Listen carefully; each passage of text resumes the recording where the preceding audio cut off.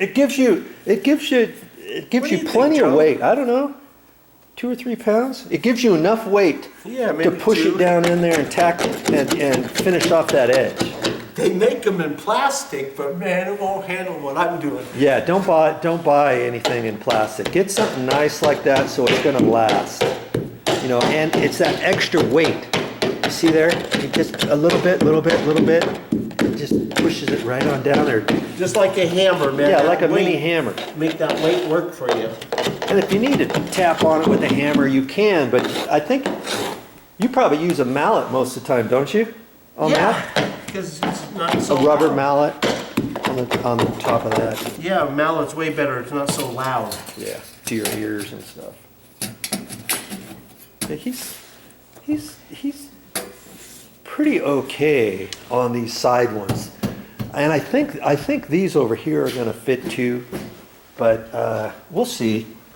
See, he had to stretch because he stretched so far this way. He's going to have to cut this left side maybe a little bit. See how much there is over here. He's going to have to cut. So worst case scenario, I don't know. He might be thinking this. We'll see. I even had to cut some off of this one. He may have to trim that and reattach it to the other side. I don't know. We'll see. You see, there's no tack strip around these. If there was tack strip around, he could use this and stretch this a little bit this direction. But I don't know. What are your thoughts about that one there, sir? No, you don't put tack strip around these. Around this, you think that's just going to relax on its own? Yes. And you don't need tack strip because for this carpet, you never tack strip around these anyway. Oh, okay. All right. No reason to. They're just kind of set in place. You don't have to screw them down or anything. Well, you don't want to be running screws through this kind of carpet either. No. Yeah. Because you could grab an edge of your backing and zip the carpet. I've seen it happen before. Yep. Putting a screw in, somebody was trying to attach something and they didn't have the burrs all the way clean around the edge, and they ran a screw and one carpet edge just all the way across, and it was like, uh-oh. Yeah, you do that one time, you'll never do it again. And usually that will only happen. Do you see the type of carpet back to this carpet? When we pulled the carpet up, this is called an action back carpet. Now they have a carpet backing called unitary backing. It costs more when you order your carpet, but then you don't have the one strand zipping across like what I was just saying, because unitary backing will prevent that from happening. So here's a tip, if you ever see a little piece of carpet coming up on your old carpet, don't try to take it and just jerk it out thinking you're going to break it off, because that could zip, 4 or 5 inches, and you don't want to do that. You want to trim that off and then maybe push the edge of it back down, glue it down with some crazy glue or something. Take a little screwdriver and loop it, and just push it back on down. Okay, you never want to pull on something like that. Okay. And there was something I was going to do. I was going to get his carpet scissors and trim something. Okay, here's his little tool here. Look at this tool, man. It just makes it go away. Yeah.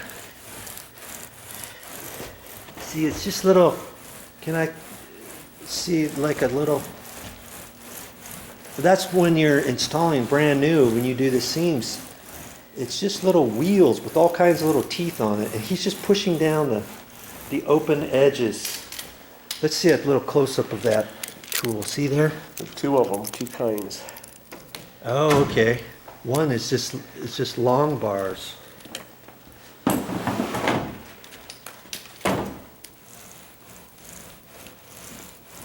And he's just going over that seam that looked like it was opening. It's really not opening, it's just the top edge. And he's taking all the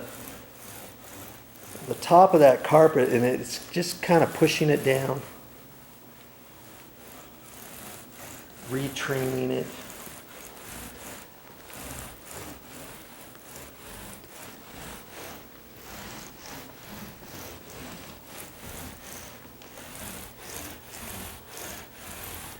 Amazing, this tool, huh?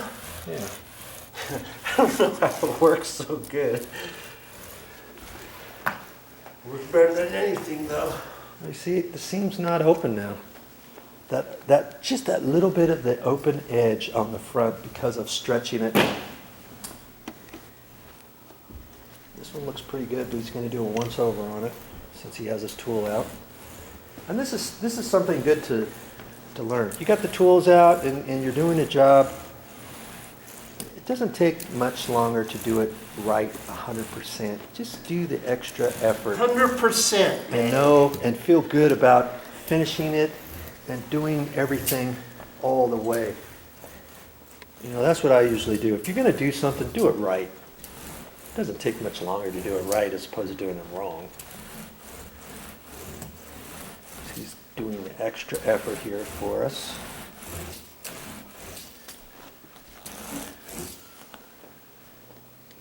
And look at the overall. That's gone away, that's gone away. There was quite a few different things in here. And you could see them from this side better before. Now it's flat. Yeah. Nothing out there. It's flat now.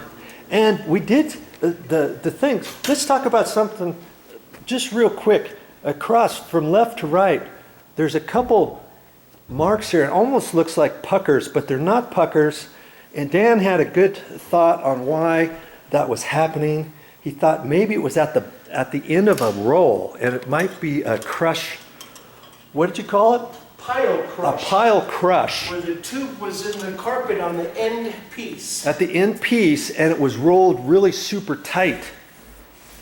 And that could have been pile crush at the very end of the carpet. And it's something I don't know if it's something that most carpet installers would see as they're laying the carpet or not. See it on every carpet. But if you do that, You're going to notice it on this more so, though. uh-huh. And it seems like it would have gone away by now, Well, but no. apparently it hasn't. I don't think there was any use down here, man. No walking, nothing. That'd be Not, should be yeah, gone. not, I don't think it was ever cleaned either, probably not. which could be good, you Yeah. know?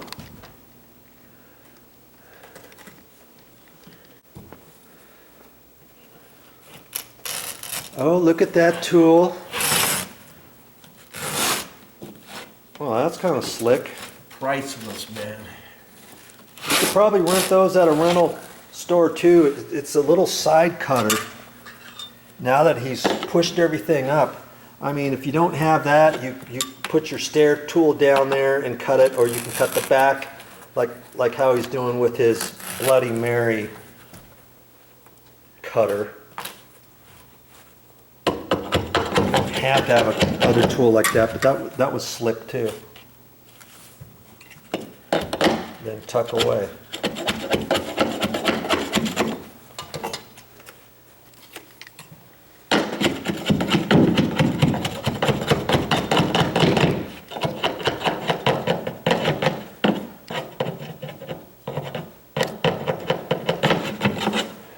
See, so he stretched maybe an inch of carpet in certain areas. See there? And he tried not to stretch it as much, just around the registers. We're hoping that the registers will still fit. What if the registers would not have fit anymore, the trim? What would you have done?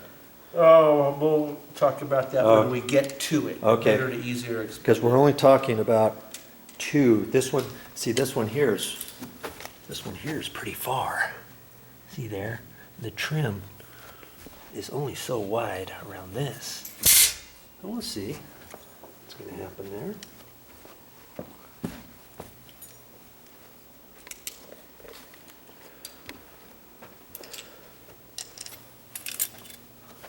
I see he's got a little, that's just a sheetrock blade coming out at an angle.